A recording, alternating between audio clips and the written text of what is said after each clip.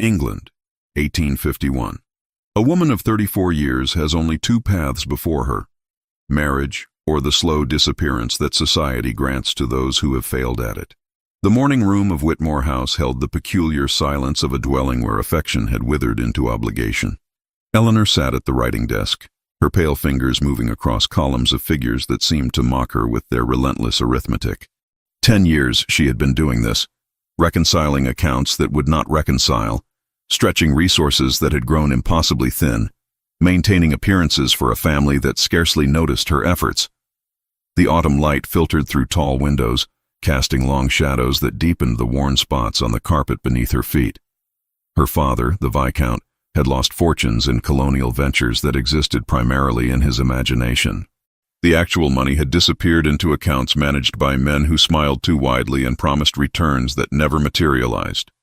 Eleanor had inherited her mother's practical mind, but her father's tendency toward self-deception, though she fought the latter tendency with every calculation she entered into these leather-bound ledgers. The door opened without warning, as it always did when the Viscountess entered a room.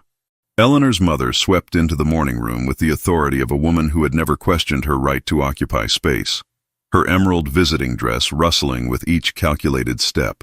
At 52, the Viscountess retained the sharp features that had once commanded admiration, though the years had sharpened them into something more austere than handsome. "Eleanor, your posture," the Viscountess observed without preamble.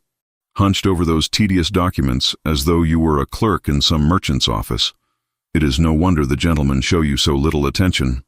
Eleanor straightened her spine, a gesture she had performed so many times that it had become automatic as breathing. "Good morning, Mother. I was reviewing the household accounts." "Yes, well, there are more important matters to attend to." The Viscountess settled herself into the chair opposite Eleanor's desk, arranging her skirts with meticulous care. "Charlotte has received another invitation to Lady Ashford's autumn soirée, the third this season, and Rebecca's betrothal will be announced within the month, the Baronet of Henwick Park. Your father is most pleased."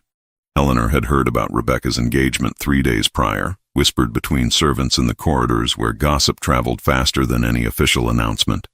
Her sister, at 26, had secured a baronet of moderate fortune and considerably advanced years. The arrangement was considered a triumph in their circle, though Eleanor understood that the baronet needed an infusion of capital more than he needed a bride. "I am pleased for Rebecca," Eleanor said carefully. "She appears content with the arrangement."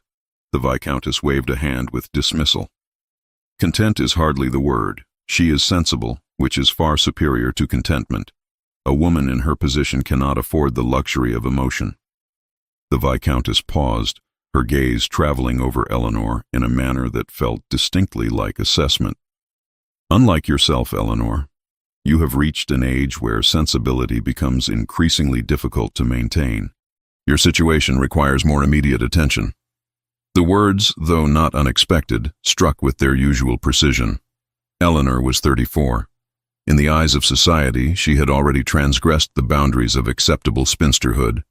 She had been presented at 17, had received callers in the years that followed, but something, her quietness perhaps, or her tendency to reveal thoughtfulness rather than empty charm, had prevented offers from materializing until now.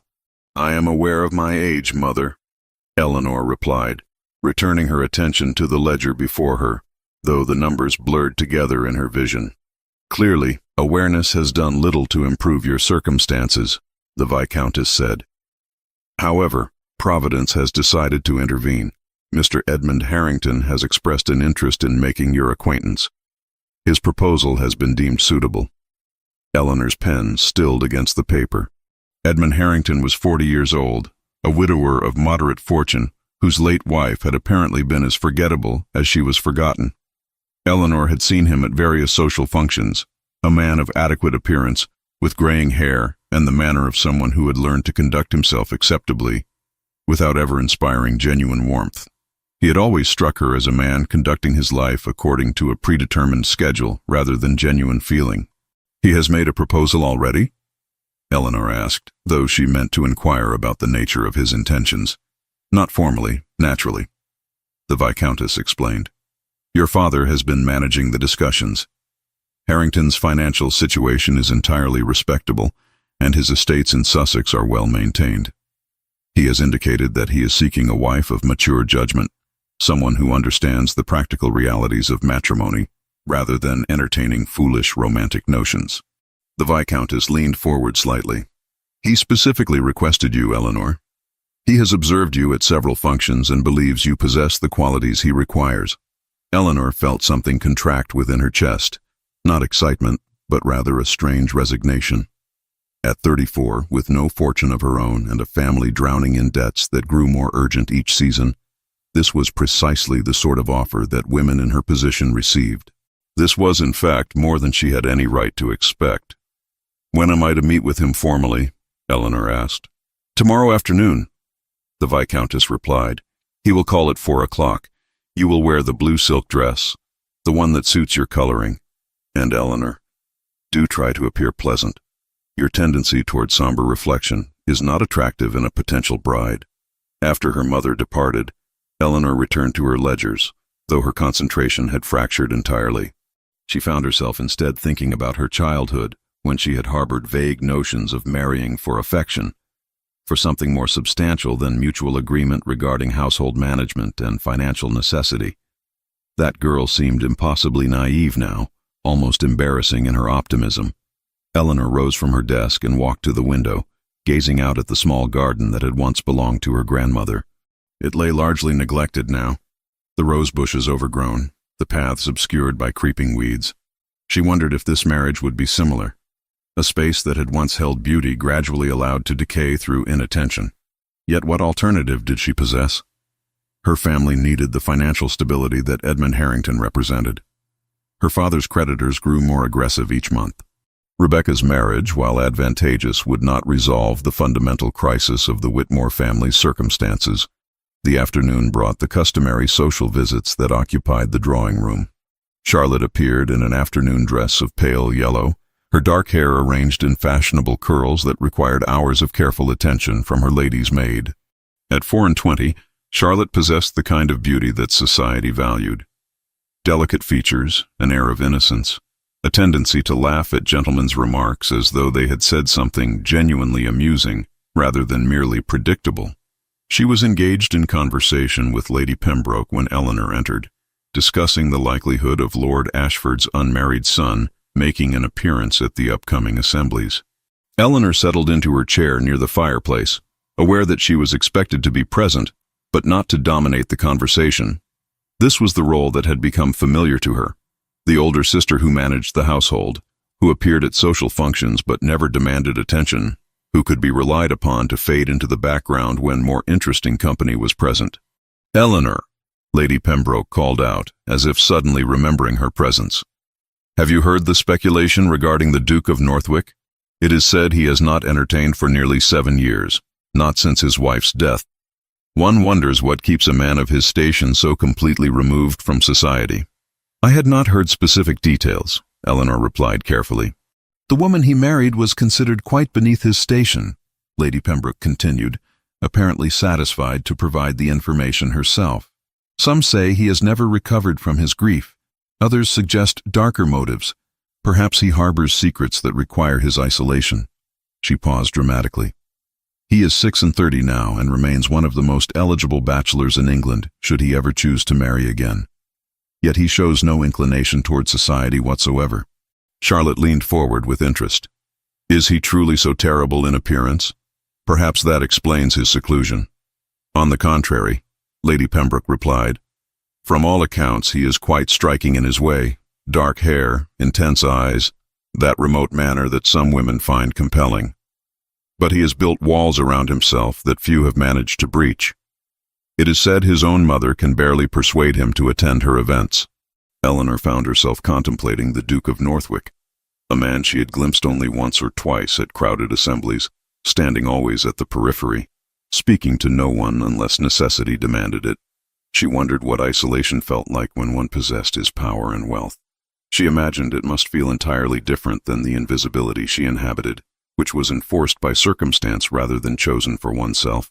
As evening descended and the visitors departed, Eleanor climbed the stairs to her chamber.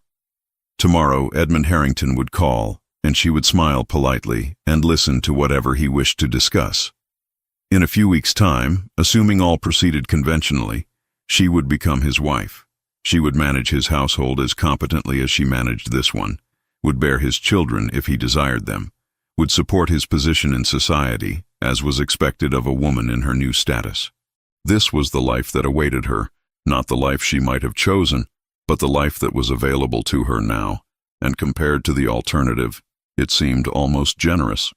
The cathedral bells ceased their ringing at precisely 2 o'clock in the afternoon, and Eleanor felt the weight of that silence more acutely than she had ever felt anything. She stood before the altar in her white silk gown, an indulgence her father had insisted upon, claiming that his eldest daughter deserved at least one beautiful thing on her wedding day, and waited.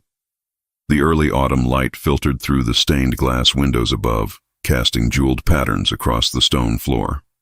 Hundreds of guests occupied the pews behind her, their presence a combined force of expectation and barely concealed speculation. Eleanor's gloved fingers trembled slightly as she held her bouquet of white roses and baby's breath. Her lady's maid had spent 3 hours arranging her hair, weaving it with pearl pins and securing the delicate lace veil that had belonged to Eleanor's grandmother. She looked precisely as a bride should look, composed, elegant, untouched by doubt. Yet beneath the carefully constructed exterior, her heart moved with an erratic tempo that suggested she might shatter at any moment. The Reverend consulted his pocket watch with visible discomfort. A murmur rippled through the assembled guests, not yet alarmed, but decidedly puzzled. Edmund Harrington should have appeared 20 minutes prior. The ceremony was scheduled to commence at 1:30. It was now nearly 2. Eleanor's mother sat in the front pew, her face a study in controlled distress. The Viscountess had spent the morning ensuring that every detail of the wedding breakfast was precisely arranged, that the flowers adorning the church reflected appropriately elegant taste, that Eleanor's appearance would create no embarrassment to the family name. Now she watched her daughter standing abandoned at the altar with an expression that suggested Eleanor had somehow orchestrated this humiliation personally. Another 15 minutes passed. A footman appeared at the rear of the cathedral, walking with evident urgency toward the Reverend. They conferred quietly, though the acoustics of the church meant that portions of their conversation drifted forward to those seated nearest the altar. Eleanor caught fragments. Message only just arrived. Most regrettable. Circumstances beyond control. The Reverend turned to Eleanor, his face betraying discomfort that no amount of ecclesiastical training could quite suppress. "Miss Eleanor, I have received word from Mr. Harrington. He finds himself unable to proceed with the ceremony. He has sent his deepest apologies, but indicates that unforeseen circumstances have rendered his immediate presence impossible." The world did not end.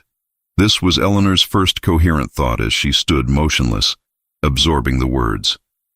The world did not end. It merely fractured into 1,000 pieces, each one reflecting her humiliation back to her with crystalline clarity. She became aware of every sound simultaneously, the collective gasp from the guests, the sharp intake of breath from her mother, the scrape of chairs as people began to move with the restless energy of those witnessing social catastrophe. "There must be some misunderstanding," Eleanor heard herself say, her voice emerging steadier than seemed possible. "Perhaps he has been delayed." "Surely. The message is quite explicit, Miss Eleanor." The Reverend interrupted gently. "Mr. Harrington expresses his sincere regrets but cannot in good conscience proceed. He offers no further explanation, only his apologies."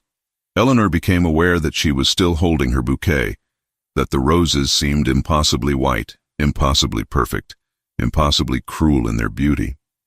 She became aware that she was breathing, that people were turning to stare at her, that her name was being whispered with the sort of fascination usually reserved for scandal. She became aware that she was 34 years old and standing alone at an altar before hundreds of witnesses who had come to watch her transform into a bride and instead would leave having witnessed her transformation into society's newest object of pity and speculation. Her mother rose from the pew with the abruptness of someone who could no longer maintain composure. The Viscountess's face had shifted from distress to something more dangerous, a mixture of fury and embarrassment that appeared to threaten to overwhelm her entirely. "This is intolerable," Eleanor heard her mother say, though the words seemed to come from a great distance. "Eleanor, you must come with me. We cannot remain here any longer." The walk from the cathedral felt eternal and instantaneous simultaneously. Eleanor moved through the church as though navigating a dream, aware of eyes following her, aware of whispered conversations commencing the moment she passed, aware that her life had altered in some fundamental way that could not be undone or minimized. She caught glimpses of familiar faces, acquaintances who had attended her presentation as a debutante, who had danced with her at assemblies, who had exchanged pleasantries at drawing-room visits. Now they looked at her as though she had become an entirely different person, someone worthy of pity or judgment or morbid fascination. The carriage ride to Whitmore House passed in near silence, broken only by her mother's rapid breathing and occasional expressions of incoherent outrage. The Viscountess did not ask Eleanor what she was feeling. The Viscountess did not inquire whether Eleanor had any knowledge of Harrington's intentions. The Viscountess merely expressed, at considerable length, how thoroughly Eleanor had managed to humiliate the family through her apparent failure to secure and maintain a suitor's commitment. "I cannot comprehend how you have managed to bungle this so entirely," the Viscountess said, her voice sharp as glass. "A man of Mr.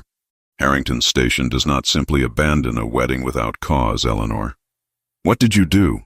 What did you say to him that would provoke such an action?" "I did nothing, Mother," Eleanor replied, though her voice sounded strange to her own ears, as though it belonged to someone else entirely. "I have scarce been alone with him since our engagement was arranged." "Well, something must explain his behavior," the Viscountess insisted. "You must have done something. The man was entirely agreeable until the wedding itself. What possible circumstance could have intervened in the final hours?" Eleanor did not answer. She had no answer to give. She pressed her face against the carriage window and watched London pass by, each familiar street now rendered foreign by the weight of her disgrace. Over the following days, the truth emerged in fragments delivered through servants' gossip and veiled hints in society correspondence. Mr. Edmund Harrington was in financial difficulty, far exceeding what the family had understood. He had debts to financiers of questionable reputation, men who operated outside the bounds of genteel society, men who did not respond kindly to unpaid obligations. Furthermore, there were suggestions, never quite stated directly, but conveyed through meaningful pauses and significant glances, that his sudden departure from London was related to these obligations. He had apparently fled to the continent, leaving no forwarding address, abandoning not merely his bride, but also several business associates who had been expecting payment. More disturbing still were the whispers regarding Eleanor herself. Some claimed that Harrington had discovered some previously unknown scandal attached to Eleanor or her family. Others suggested more sinister explanations. But most disturbing was the gradual realization that Eleanor's name had been attached to various financial documents related to Harrington's business affairs, documents that Eleanor herself had never signed, never authorized, never even seen.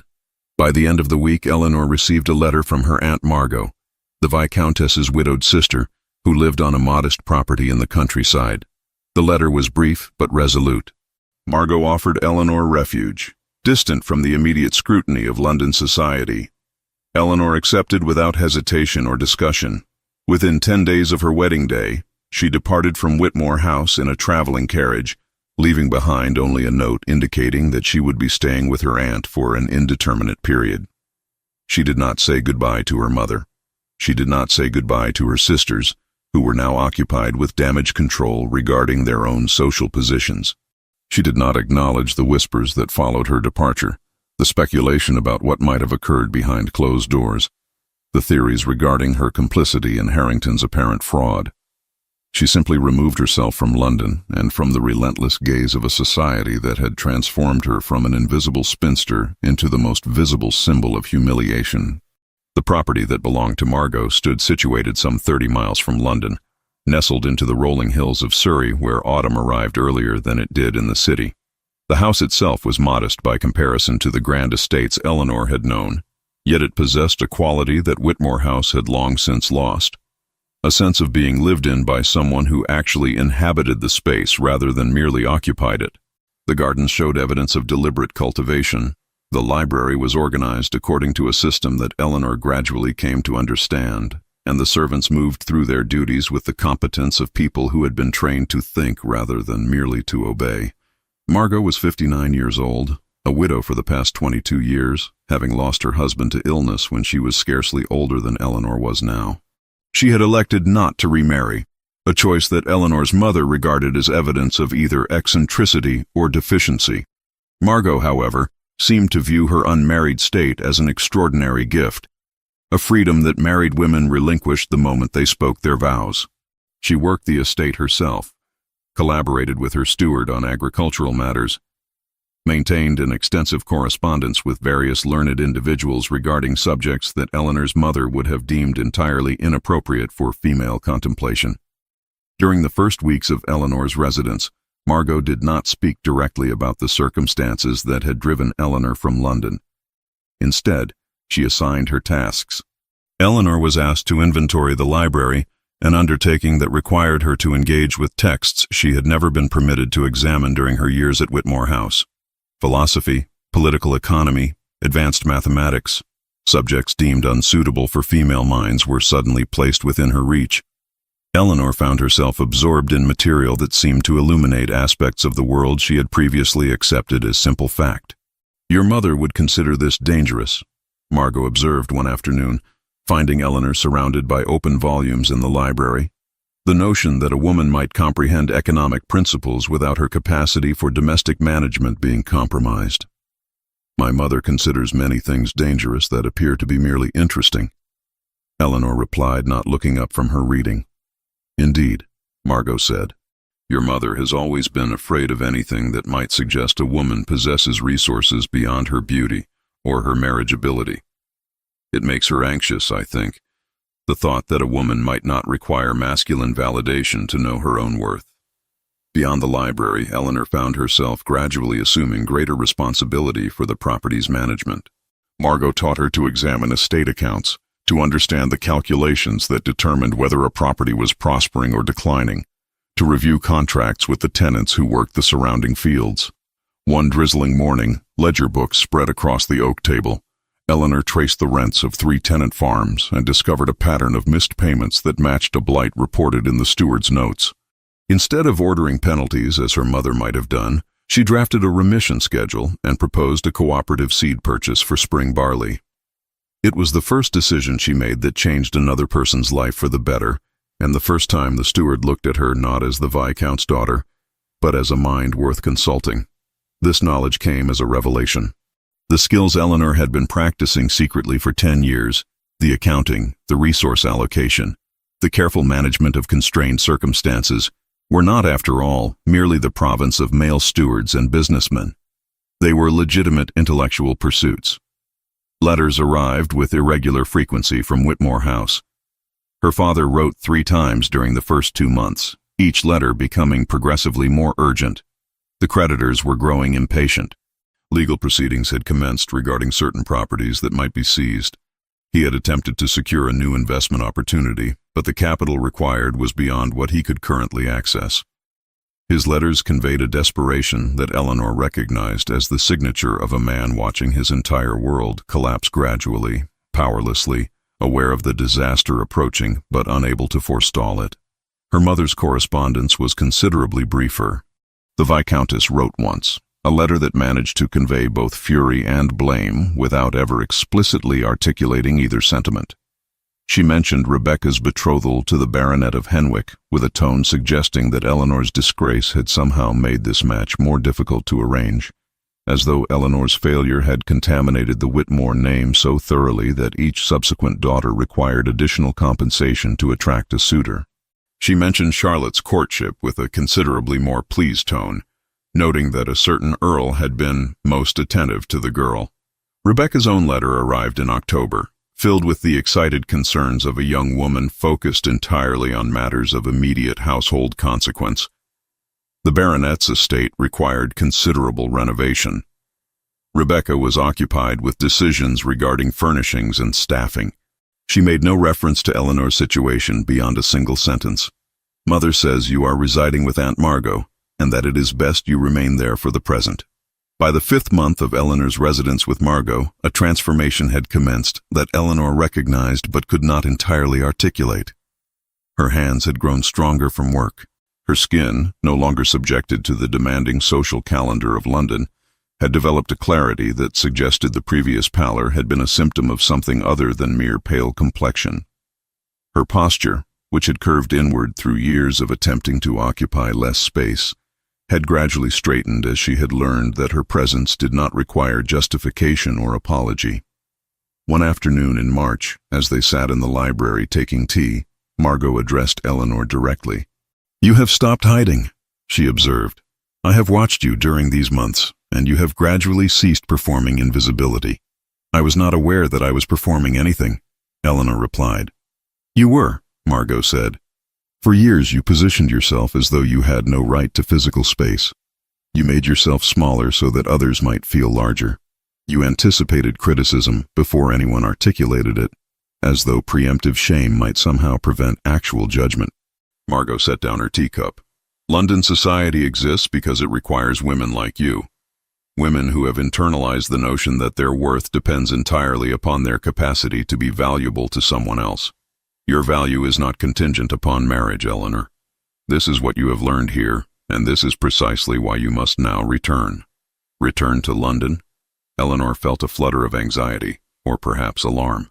"You cannot possibly mean—" "I mean precisely that," Margot interrupted. "You will return to London not as a woman seeking refuge, but as a woman who has survived catastrophe and discovered that survival has transformed her. You will return not to secure yourself a husband, but to reclaim your presence in a world that attempted to erase you." Eleanor considered arguing, but she recognized the futility. Margot had not phrased this as a suggestion. Moreover, Eleanor realized with some surprise that she no longer felt the terror that had propelled her departure from London. The humiliation had not disappeared, but it had become contextualized, placed within a larger framework of understanding regarding how society functioned and why it functioned in such manner. Over the subsequent weeks, preparations commenced. Eleanor requested that new clothing be commissioned, not the blacks or subdued tones that widows wore, but garments in deeper jewel tones that conveyed dignity rather than mourning. Emerald green, deep sapphire, burgundy wine. A dressmaker came from a nearby village and took measurements, creating a wardrobe that acknowledged Eleanor's age not as deficiency but as substance. The clothing itself seemed to alter something in Eleanor's bearing. She moved differently when wearing these colors. She held her head higher.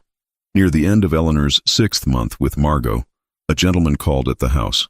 A man perhaps 50 years old with sharp eyes and the manner of someone accustomed to conducting investigations into circumstances other people preferred to remain obscure. He and Margot conferred privately for nearly 2 hours.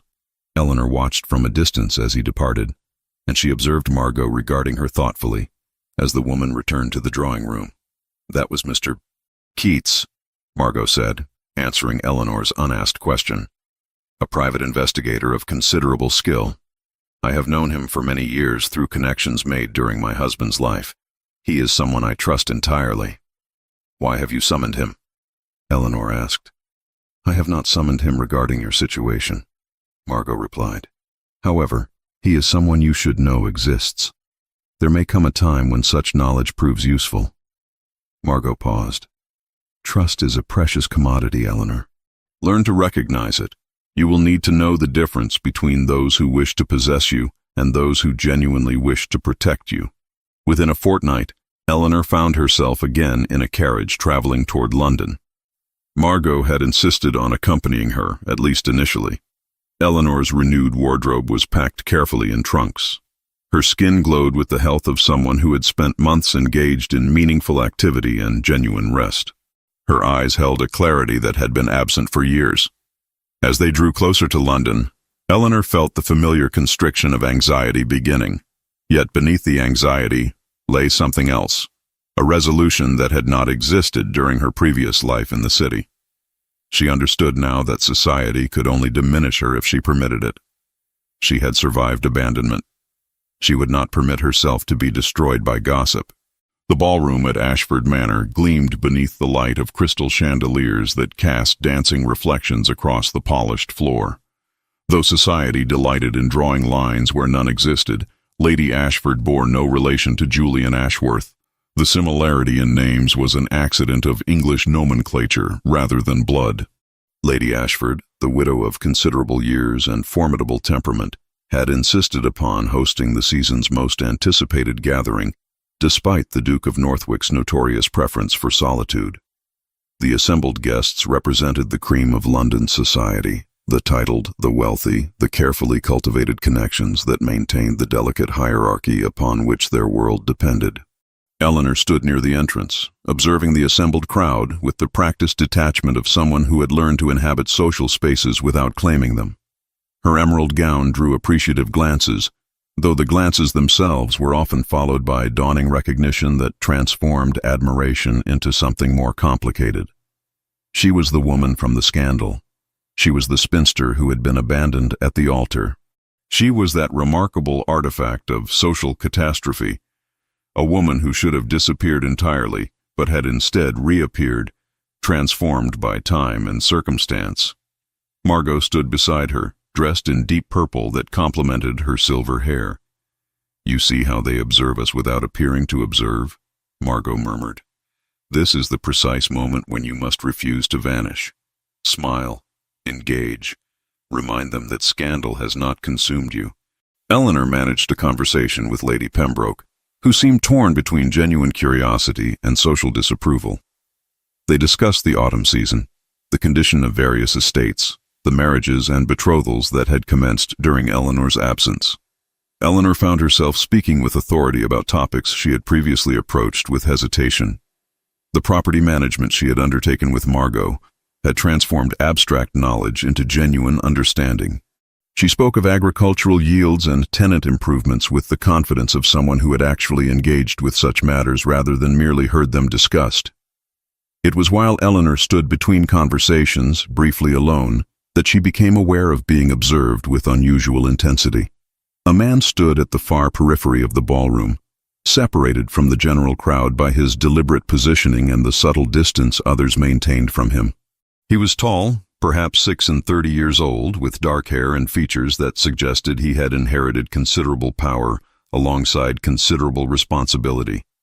Eleanor recognized him, though she had never been formally introduced. This was Julian Ashworth, Duke of Northwick, the man whose isolation was nearly as legendary as his fortune. What surprised her was that he was watching her, not with the curiosity or pity that others directed toward her, but with something more focused. His dark eyes tracked her movements across the room with an intensity that suggested he was attempting to solve some particular puzzle she represented. Eleanor found herself captured by his gaze for a moment longer than propriety strictly dictated before she looked away, her heart moving with unexpected acceleration. The evening progressed with the customary progression of dances and social exchanges. Eleanor declined several requests to waltz, preferring instead to maintain her distance from the most crowded areas of the ballroom. She was moving toward the French doors that opened onto the terrace when she nearly collided with a solid figure rounding the corner from the opposite direction. "My apologies," Eleanor began, stepping back quickly. "The fault is entirely mine," a deep voice replied. "I was not attending to my surroundings." Eleanor found herself looking directly into the penetrating gaze of the Duke of Northwick. This proximity was unexpected enough that she felt momentarily unable to formulate appropriate response. He was studying her with an intensity that seemed to look past her carefully maintained composure, searching for something beneath the surface. "Miss Eleanor Whitmore," he said, as though confirming the identity to himself. "I do not believe we have been formally introduced, though I have observed you at several functions over the years." "Your Grace," Eleanor replied, managing a curtsy that she hoped conveyed neither excessive deference nor inappropriate familiarity. "This is an unexpected honor." "Is it?" He seemed genuinely curious about her assessment. "One would think the honor should rest primarily with me, encountering someone who has managed to transform their circumstances so thoroughly. The London gossip regarding you has been remarkably consistent in its inaccuracy." Eleanor felt heat rise in her cheeks. "I am not certain what gossip your Grace might be referencing." "The gossip that suggests you are destroyed by abandonment," he replied. "You do not appear destroyed. You appear rather more substantial than you did previously." more real perhaps than most of the women assembled here tonight. The compliment was so entirely unexpected that Eleanor found herself momentarily speechless. Most gentlemen either avoided addressing her recent circumstances or approached her with the careful condolence one might extend to someone in mourning. This man seemed to be suggesting that her humiliation had somehow improved her. "Shall we continue this conversation somewhere less crowded?" he asked. "The terrace has considerable advantages in terms of air quality and conversational privacy." Eleanor hesitated for only a moment before accepting. They moved through the French doors into the cooler night air. The terrace overlooked gardens that were beginning their autumn decline, the roses in their final flush of blooming before winter's approach. "The ballroom is unbearable," Julian observed without preamble. "Too many people conducting conversations they have already had dozens of times. Too much pretense regarding matters of supreme insignificance." He paused. "You have not asked why I avoid society. I assumed you prefer your own company," Eleanor replied carefully. "That is what most people assume," he said. "However, the true answer is more complicated. My wife died 7 years ago. Catherine was a woman who found great pleasure in social gatherings, in the variety of human interaction, in the performance of sociability itself. I accompanied her to these events, though I found them tedious. When she passed, slowly, which allowed time for goodbye, I withdrew from society entirely. I told myself it was mourning, but I think perhaps it was something else entirely. It was relief." He turned to face Eleanor fully. "Does that seem callous? To feel relief that I was no longer required to participate in something I had never enjoyed?" "No," Eleanor said honestly. "I think perhaps it is human. My own family required my constant participation in their social obligations, and I experienced my withdrawal from society as though I was finally permitted to breathe. Yet you have returned," he observed. "I was encouraged to return," Eleanor corrected, "by someone who suggested that disappearing entirely would constitute defeat." Julian moved to the stone balustrade that edged the terrace, gazing out toward the darkened gardens. "My mother insists that I am wasting my life through deliberate seclusion. She arranged this gathering specifically to irritate me into attendance. She believes that I require a wife, that remarriage would somehow reconnect me to society in meaningful ways." "Do you require a wife?" Eleanor asked, and then immediately wished she had not asked something so direct. "I require many things," he replied. "A wife is probably among them, though not for the reasons my mother imagines. I require someone who is genuine, someone who has learned that authenticity is more valuable than the illusion society prefers. Someone, perhaps, who has discovered that humiliation can be transformative rather than merely destructive." Eleanor felt something shift in her chest, a recognition that this man was suggesting something she had not previously considered possible. That survival of catastrophe might be more valuable than its prevention. That resilience might be more attractive than unblemished good fortune. "You mentioned observing me at previous functions," Eleanor said, attempting to redirect the conversation toward safer territory. "I confess I have paid little attention to the Duke of Northwick, primarily because you were rarely present." "My absence was deliberate," Julian said. "However, I was present at several functions, standing always at the periphery, watching others navigate the theater of society. I noticed you primarily because you seemed to be engaged in the same observation, watching others rather than participating. It was a shared isolation that made you noticeable. The evening air carried the scent of roses and earth." Eleanor found herself remarkably aware of Julian's proximity, of the particular quality of his attention, of the implications of a duke of his standing engaging so intently with a woman of her circumstances. "I should return to the ballroom," Eleanor said eventually. "My aunt will be wondering where I have gone." "Of course," Julian replied, though his expression suggested he had anticipated this retreat. "Miss Eleanor, I find myself hoping that our paths might cross again. The season has become slightly less intolerable now that I know you are present in it." Eleanor returned to the ballroom with her composure fully restored externally, though internally she was far from composed. She had been approached by the most eligible bachelor in England with a directness that suggested genuine interest. The notion was almost absurd in its improbability. 3 days later, Eleanor received a visit from a gentleman who requested a private audience with Margot. Mr. Nathaniel Keats introduced himself as a private investigator of considerable discretion. His consultation with Margot lasted nearly 2 hours. When he departed, Margot offered Eleanor a single sentence of explanation. "There are certain inquiries being made regarding Mr. Harrington. The Duke has engaged someone to investigate the circumstances surrounding his departure." Eleanor understood immediately the implications. Julian had not merely engaged in pleasant conversation. He had been conducting preliminary assessment, determining whether Eleanor was trustworthy enough to warrant his attention. And his subsequent action, hiring an investigator to examine Edmund's circumstances, suggested that Julian possessed both the capacity and the motivation to uncover truths that Eleanor herself had never pursued. The following weeks unfolded with a consistency that Eleanor found simultaneously exhilarating and troubling. Julian appeared with deliberate regularity at the social functions where he had previously maintained his distance. He requested dances, though his dancing was conducted with mechanical precision rather than genuine pleasure. He arranged promenades in the park, conversations in drawing rooms, attendance at musical performances. His attention to Eleanor was impossible to ignore, and society took notice with the ravenous intensity that accompanied any deviation from established patterns. The Viscountess, Eleanor's mother, underwent an abrupt transformation in her correspondence with her eldest daughter. Letters that had previously contained barely concealed disapproval now overflowed with calculated encouragement. Eleanor was urged to accept the Duke's invitations, to cultivate his interest, to ensure that she presented herself advantageously. The Viscountess made no pretense of concern for Eleanor's happiness. Her interest was purely strategic. The prospect of having a daughter married to the Duke of Northwick represented an extraordinary social elevation for the Whitmore family. Eleanor found herself navigating treacherous emotional waters. The attention Julian provided was intoxicating in its unexpectedness.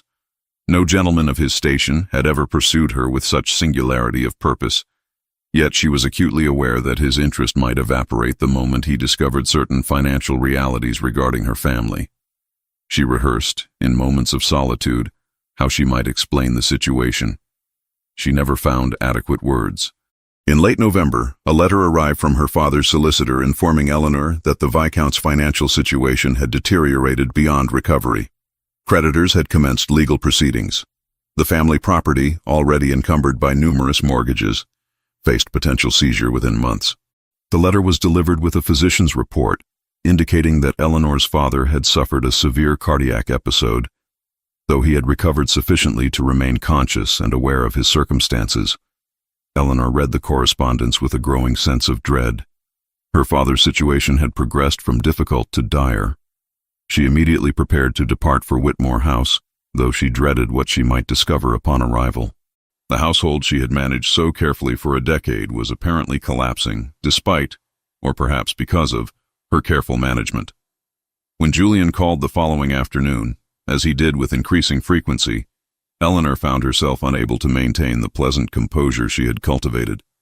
She appeared distracted, her responses to his observations perfunctory, her attention clearly engaged elsewhere. "You are unwell," Julian observed, studying her face with the intensity that had become familiar.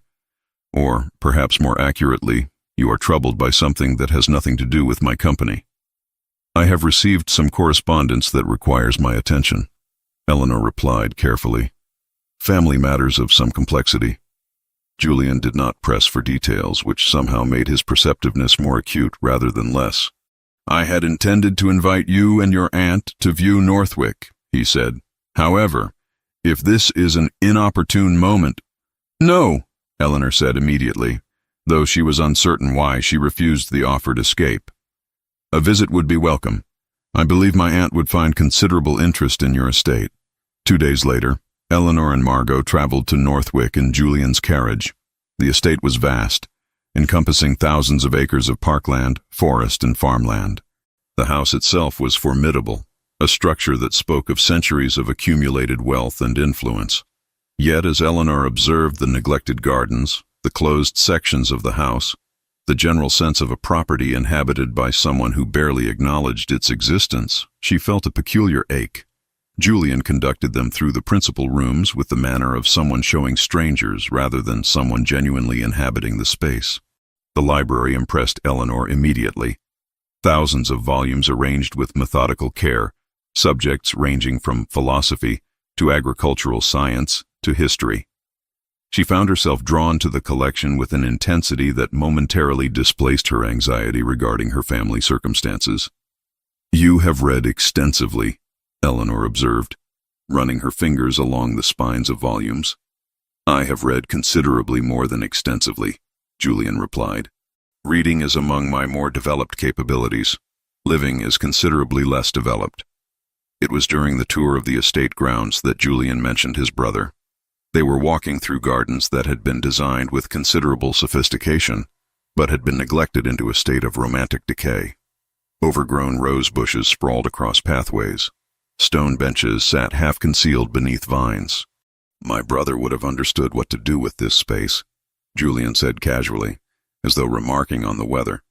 "He was the adventurous one, always imagining possibilities, undertaking expeditions, engaging with the world as though it held infinite interest. I inherited the title and the responsibility, but he inherited the capacity for genuine engagement. He died exploring territories in northern regions of the world. I remain here, managing property that I can neither fully appreciate nor properly neglect." Eleanor recognized, in his tone, a depth of lament that extended far beyond the death of a sibling. She recognized isolation that had calcified into habit. Yet she also recognized that Julian possessed the capacity for reflection, for honest assessment of his own circumstances. It suggested a man capable of transformation, should he encounter sufficient motivation. "Your gardens could be extraordinary," Eleanor said, abandoning careful neutrality. "Someone with vision could restore them to their intended beauty. Someone who understood both the historical design and the possibility for innovation." Julian turned to regard her. "You envision this transformation clearly." "I have experience managing resources in constrained circumstances," Eleanor replied. "I understand how intention creates outcome." They returned to London late the following afternoon. Eleanor's anxiety regarding her family situation had, if anything, intensified during the visit. She possessed knowledge that these gardens could be transformed, but she also possessed knowledge that her own family's situation was deteriorating with each passing day. The irony was not lost upon her. 3 days after returning from Northwick, Eleanor received a messenger bearing a letter marked with urgent formality. Her father had suffered a second cardiac episode, significantly more severe than the first. She was requested to come to Whitmore House immediately. Eleanor departed for her family's residence within hours. She found her father reduced, physically diminished, yes, but more notably diminished in spirit. The man who had spent decades avoiding confrontation with his financial circumstances was now confronted with them in their most concrete, irreversible form. The Viscount would recover from this episode, the physician assured Eleanor, but his capacity for future exertion had been permanently compromised. Her father died 2 weeks later. Instead, he lingered in a state of diminished consciousness, aware intermittently of his surroundings but largely absent from them. Eleanor's mother maintained a facade of concerned propriety. Her sisters appeared for the funeral services but departed as quickly as social obligation permitted, each absorbed in their own marital concerns. Eleanor remained at Whitmore House for nearly a month, managing the household during what had become the final period of her father's life. She worked with the solicitor to understand the full scope of the financial disaster. The properties were indeed seized. The personal assets were liquidated. The Whitmore name, once respectable, if undistinguished, became synonymous with financial mismanagement and irresponsibility. When Eleanor finally returned to London, it was as a woman whose family circumstances had irrevocably altered. Her father was dead. Her mother was managing the aftermath with the calculating detachment of someone who had already begun positioning herself for reduced circumstances. Her sisters were occupied with their own households and their own concerns. Eleanor was no longer simply the spinster who had been abandoned at the altar. She was now the eldest daughter of a man who had died leaving substantial debts. Her marriageability, which had briefly seemed to improve through Julian's attentions, was now precarious in entirely different ways. When Julian called upon her return to London, Eleanor found herself unable to maintain the performance of casual affection. She was aware that her circumstances had fundamentally altered, and she was uncertain whether his interest could survive this transformation. She attempted to maintain distance, though Julian seemed determined to bridge any gap she created. The question of whether she should inform him of her family's financial situation weighed upon her with considerable urgency. She was uncertain which revelation would prove more damaging: dishonesty regarding her circumstances, or honesty regarding the instability of her position. The drawing room at Margot's residence held the particular quality of intimacy that comes from afternoon light and carefully chosen furnishings. Eleanor sat rigidly upon the settee, aware that the news she was about to receive would alter something fundamental in her understanding of recent events. Julian entered with Mr. Nathaniel Keats, the investigator whom Margot had introduced weeks prior. The man carried a leather portfolio filled with documents, his expression suggesting that the contents were neither encouraging nor simple. "Miss Eleanor," Julian began, settling himself into the chair opposite her, "I have engaged Mr. Keats to investigate certain irregularities surrounding Mr. Harrington's financial circumstances. The investigation has yielded discoveries that are, I am afraid, considerably more troubling than I initially anticipated." Mr. Keats opened the portfolio and withdrew several documents. "Miss Eleanor, your name appears on multiple financial transactions executed by Mr. Harrington during the period preceding your wedding. You did not authorize these transactions, I presume." Eleanor felt the room contract around her. "I have never signed any documents related to Mr. Harrington's business affairs. I was not permitted to do so, nor would I have done so. Yet your name appears on contracts, on letters of credit, on agreements regarding property transfers." Mr. Keats continued methodically. "Furthermore, the name of your father, Viscount Whitmore, appears on corresponding documents.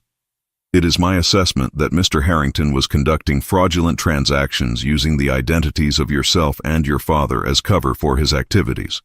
Eleanor became aware that she was breathing with difficulty. "This is not possible. How could he utilize my name without my knowledge? Forgery is not a complicated matter when conducted by someone with access to your personal correspondence and signature," Mr. Keats replied. "Mr. Harrington had extended time in your presence. He would have had opportunity to observe your handwriting, potentially to practice duplicating it. These frauds would have been committed with the expectation that you would not discover them, as you would have been occupied with the obligations of marriage." Julian leaned forward. "The investigation further indicates that Harrington required funds beyond what his own finances provided. He was indebted to individuals of questionable reputation. The fraudulent transactions were apparently conducted to accumulate capital, which he then used to satisfy his obligations to these creditors. When his schemes threatened exposure, he departed England rather than face consequences." "Why did he abandon the wedding?" Eleanor asked, though she suspected she already understood the answer. "Because his creditors apparently accelerated their demands," Mr. Keats explained. "Harrington found himself unable to proceed with the marriage and also unable to satisfy his financial obligations. Rather than attempt to resolve either situation, he fled. The financial desperation that prompted his frauds also prompted his departure." Eleanor stood and moved to the window, unable to remain seated beneath the weight of this revelation. Her name had been used in criminal enterprise without her knowledge or consent. Her family had been implicated in fraud. What are my legal obligations in this matter? "That is somewhat complicated," Mr. Keats replied carefully. "You have committed no crime. However, you may be required to testify regarding the fraudulent use of your name, should legal proceedings commence against Mr. Harrington. Additionally, certain creditors who were defrauded may pursue recovery through the estates of those whose names were used. This could devastate what remains of my family's position," Eleanor murmured. "It could," Julian acknowledged. "Alternatively, the frauds can be properly documented and exposed, which would demonstrate your family's victimization rather than complicity. I am prepared to provide whatever support is necessary to ensure that the true circumstances are understood." Eleanor turned back to face him. "Why would you do this? Your involvement in such matters could only diminish your standing." "My standing is considerably more resilient than yours is at present," Julian replied. "Furthermore, I find myself increasingly invested in your well-being. I have invested in this investigation not from obligation, but from genuine concern regarding your circumstances. After Mr. Keats departed, Eleanor found herself unable to articulate the complexity of her emotions. She was grateful for Julian's intervention, yet terrified of the implications. She was relieved to understand the truth regarding Harrington's departure, yet desperate about the legal consequences she might face. Margot found her in the library, surrounded by documents from her father's estate. Eleanor had been sorting through his papers since returning from Whitmore House, attempting to organize the financial records that had been left in considerable disarray. "You have received distressing news," Margot observed, though it was not truly a question. "My name has been used in fraudulent transactions," Eleanor replied flatly. "My family name has been used. We may face legal consequences despite being victims rather than perpetrators. Then you must cooperate with the investigation," Margot replied firmly. "You must assist Julian in exposing the fraud entirely. This is not about defending yourself. It is about demonstrating the truth. I have no wish to appear as though I am pursuing Julian's assistance for my own benefit," Eleanor protested. "If I cooperate with his investigation too eagerly, people will assume I am motivated by desire to secure his affection. People will assume whatever gratifies their desire for scandal," Margot responded with characteristic bluntness. "Your alternative is to remain silent, which allows the frauds to remain obscure and your complicity to remain questioned. Accept Julian's assistance. It is neither weakness nor calculation. It is practical engagement with circumstances that require resolution." Over the following weeks, Eleanor worked alongside Julian and Mr. Keats to compile documentation of the frauds. She examined her father's financial records, identifying transfers of funds that she had not authorized, signatures that bore her father's mark but lacked his characteristic flourishes. She discovered letters from Harrington to her father, suggesting business opportunities and investment prospects that had apparently never materialized. The investigation revealed that Edmund had returned to London in early winter, accompanied by a young woman of considerable wealth whose father had recently died. The pattern was unmistakable. Harrington was conducting the same scheme with this new bride that he had attempted with Eleanor. The young woman's father's wealth had made her an ideal target for someone requiring capital. "We must inform her," Eleanor insisted when this discovery was revealed. "She must know what her husband intends." Julian and Eleanor traveled to the residence where the young fiancée was staying with her aunt. The aunt was acquainted with Charlotte, Eleanor's sister, a connection that provided access where direct intervention might otherwise have been impossible. The conversation was delicate. Revealing a fiancé's deception before marriage was one matter. Exposing it publicly would still carry scandal. The young woman, whose name was Isabel, received the information with the sort of shock that gradually transforms into fury.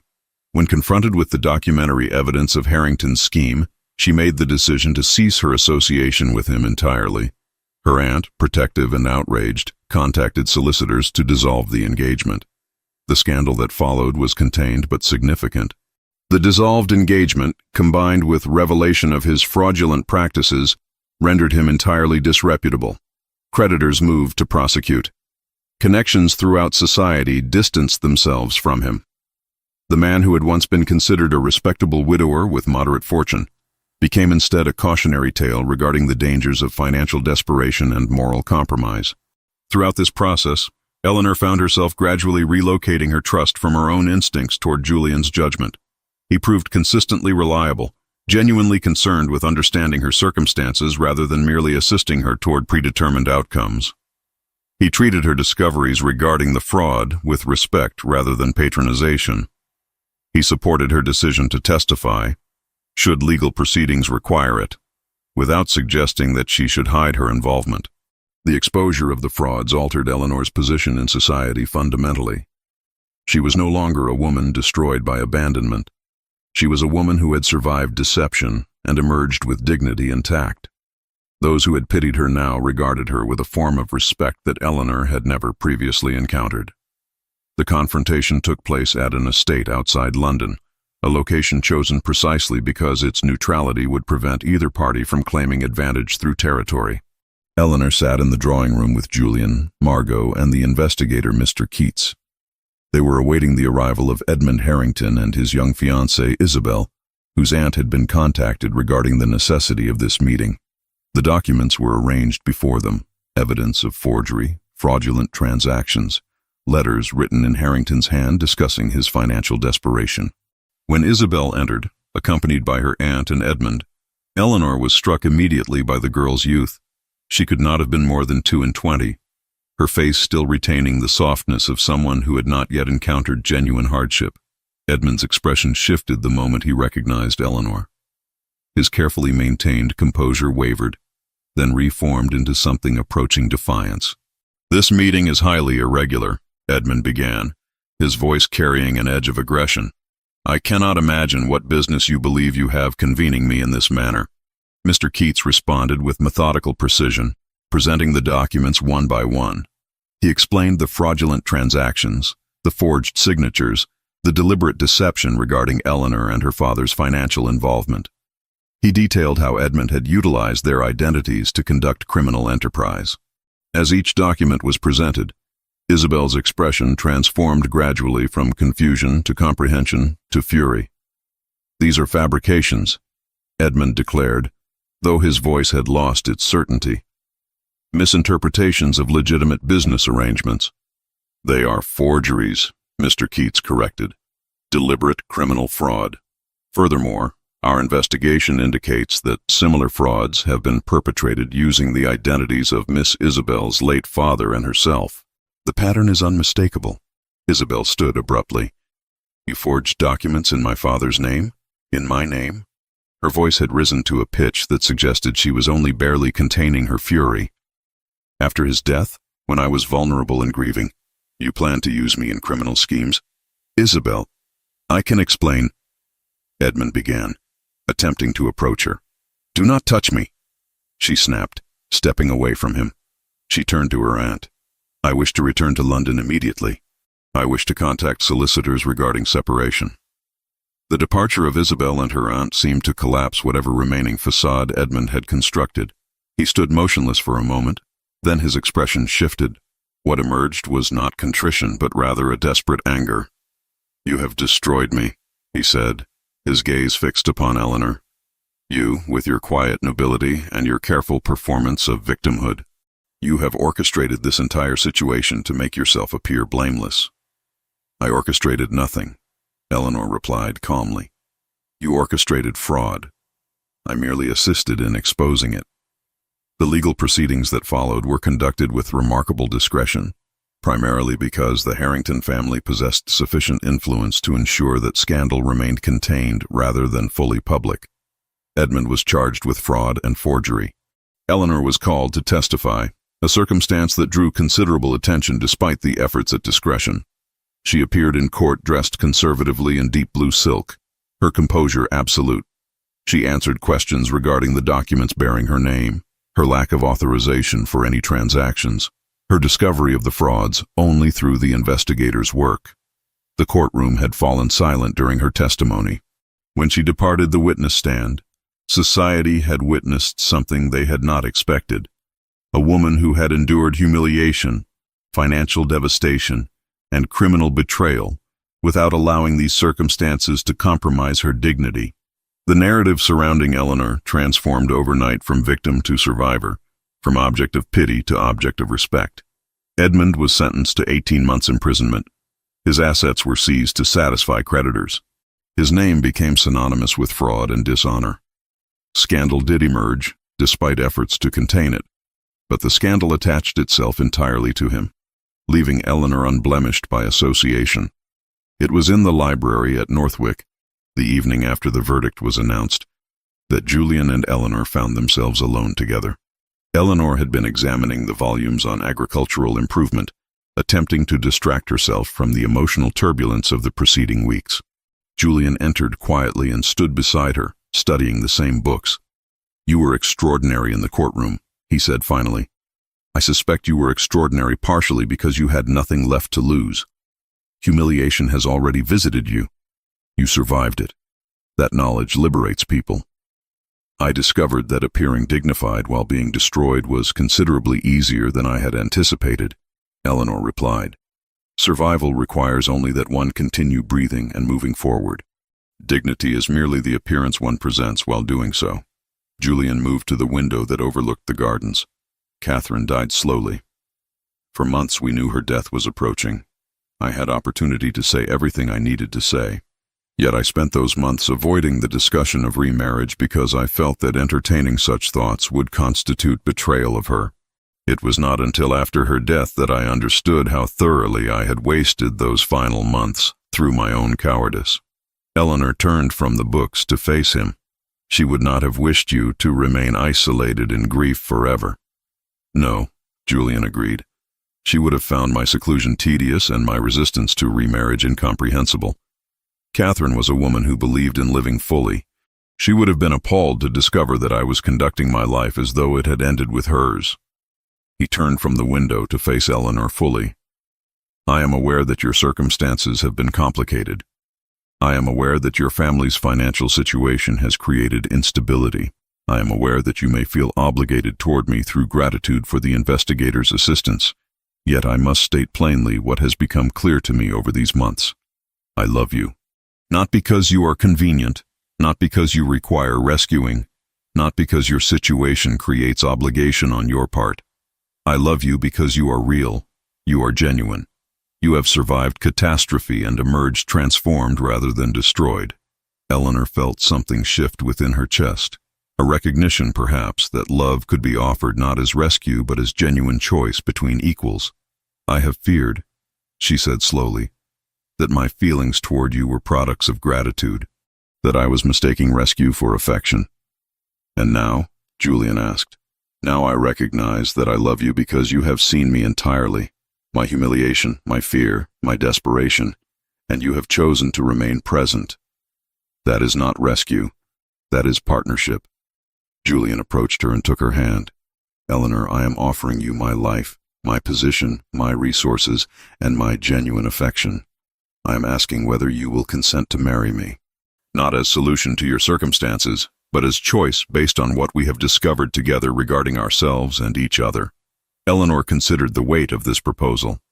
It represented everything she had once desperately sought and had long since ceased believing was possible. Yet it was offered not as salvation, but as collaboration between two people who had learned through suffering what genuine connection entailed. Yes, she said. Yes, I will marry you. The wedding was conducted with deliberate discretion in the chapel at Northwick, attended only by immediate family and a select group of intimate connections. Eleanor wore ivory silk rather than white, a subtle acknowledgement that this marriage, though genuine, followed circumstances far removed from the conventional path. Margot stood as her primary witness, while Julian's mother attended with the satisfied expression of a woman whose decades of insistence had finally borne fruit. The ceremony itself was brief, conducted by a clergyman who understood the preference for simplicity over spectacle. Society observed this union with fascination rather than scandal. The narrative had shifted entirely from Eleanor's humiliation to Eleanor's triumph. A woman who had survived abandonment, been implicated in fraud through no fault of her own, and had nevertheless maintained dignity throughout ordeal was marrying the most eligible bachelor in England. The story became one of redemption rather than ruin. Former acquaintances who had avoided Eleanor during her disgrace now competed for opportunities to express their pleasure at her transformation. The Viscountess attended the wedding dressed in dark plum silk, her expression suggesting she was simultaneously delighted by the advantageous match and resentful that Eleanor had secured such fortune through means the Viscountess had not orchestrated. Eleanor had extended the invitation not from obligation but from a determined effort to establish new boundaries. She had made clear to her mother that attendance was welcomed, but that future relationship would depend entirely upon the Viscountess demonstrating respect for Eleanor's autonomy and choices. When the Viscountess attempted to discuss financial arrangements regarding Eleanor's sisters, Eleanor interrupted her with calm firmness. Mother, my sisters are adequately provided for through their marriages. Julian has kindly arranged to clear the remaining debts from Father's estate, not from obligation to you, but from his own generosity toward those I love. However, I will not permit myself to become the source of perpetual financial rescue for family members who previously considered me expendable. The Viscountess had flushed, but she had also acquiesced. Eleanor's newfound authority, grounded in genuine independence rather than mere assertion, proved difficult to challenge. Julian had quietly transferred substantial funds to satisfy the creditors who had been pursuing Eleanor's family. He had accomplished this, not with fanfare, but with the discreet efficiency of a man accustomed to managing large financial matters. Eleanor had discovered this only through the solicitor's confirmation that the debts had been completely resolved. When she had questioned Julian, he had responded with characteristic simplicity. "Your family's distress was causing you distress. Therefore, resolving their circumstances resolved a matter of genuine concern to me." Rebecca and Charlotte appeared uncomfortable at the wedding reception, their social positions having been elevated considerably through Eleanor's marriage to the Duke. They were no longer simply the sisters of the spinster who had been abandoned. They were now the sisters of the Duchess of Northwick. The shift in how society treated them was immediately apparent, yet neither seemed entirely certain whether to feel grateful or resentful toward Eleanor for this elevation. Margot remained at Northwick in a suite of rooms that had been specifically prepared for her. She had declined Eleanor's suggestion that she maintain her own residence, insisting instead on a more integrated arrangement. "I have lived too long in isolation," Margot had stated simply. "I wish to be present in your lives, and I wish for you to be present in mine." Eleanor found herself relieved by this arrangement. Margot's presence provided continuity to her own transformation, a reminder of the months during which Eleanor had learned to value herself.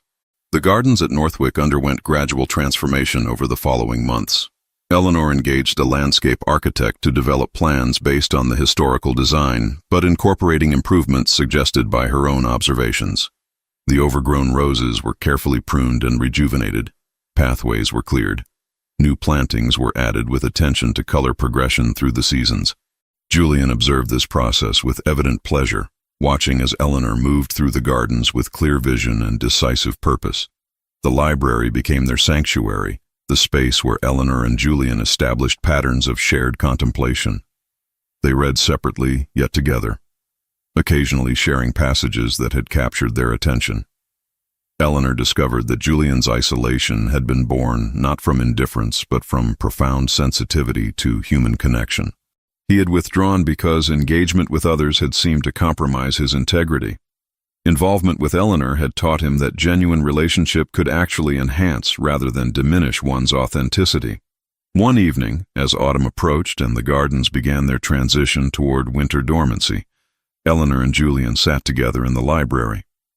Eleanor was reviewing architectural plans for a small conservatory that she wished to construct. Julian was reading correspondence regarding the management of various estates. The activities were separate yet coordinated through their shared presence. "I have been contemplating something," Eleanor said, setting aside her papers. "Regarding my future, regarding our future." Julian looked up from his correspondence. "What have you been considering?" "I was wondering whether you might permit me to develop a more formal role in the estate's management," Eleanor replied. "Not merely the restoration of gardens, but actual involvement in the administration of properties, in decisions regarding tenant welfare and agricultural improvements. I possess knowledge that I believe could be genuinely useful." "I believe you possess considerably more than knowledge," Julian replied. "I believe you possess the sort of practical wisdom that most estate managers lack. If you wish to assume such responsibilities, you would be welcomed not merely by me, but by the stewards and by the tenants themselves, who have observed your engagement with the land and trust your judgment." Eleanor felt something settle within her, a recognition that she had finally secured a position where her capabilities were not merely tolerated, but genuinely valued. She had survived abandonment, humiliation, financial devastation, and criminal fraud. Yet, perhaps more remarkably, she had discovered that survival itself was not the ultimate measure of transformation. Genuine transformation occurred when one moved beyond mere survival toward active engagement with life and with genuine partnership. As darkness descended beyond the library windows and candlelight illuminated the volumes surrounding them, Eleanor reflected on the distance between the woman who had stood at the altar the previous year and the woman she had become. That earlier, Eleanor had believed marriage to be her only path to legitimate existence. She had accepted Edmund's proposal with resignation rather than enthusiasm. She had possessed no awareness of her own capabilities. Yet catastrophe had paradoxically liberated her. Abandonment had forced her to develop self-reliance. Fraud had exposed her to genuine partnership with someone capable of authentic support. Years of isolation in the countryside with Margot had transformed her from invisible servant to recognized individual, and ultimately, marriage to Julian had become not the conclusion of her transformation, but rather the continuation and culmination of journeys that both had undertaken separately before converging. "Thank you," Eleanor said to Julian, though she did not elaborate on all that gratitude encompassed. "For what specifically?" Julian asked. "For seeing me," Eleanor replied simply. "Not as a solution to your isolation or as an object requiring rescue, but as a person worthy of genuine partnership. For choosing presence over retreat." Julian set aside his correspondence and approached her, taking her hand. "I have learned that true partnership requires courage. Courage to be authentic.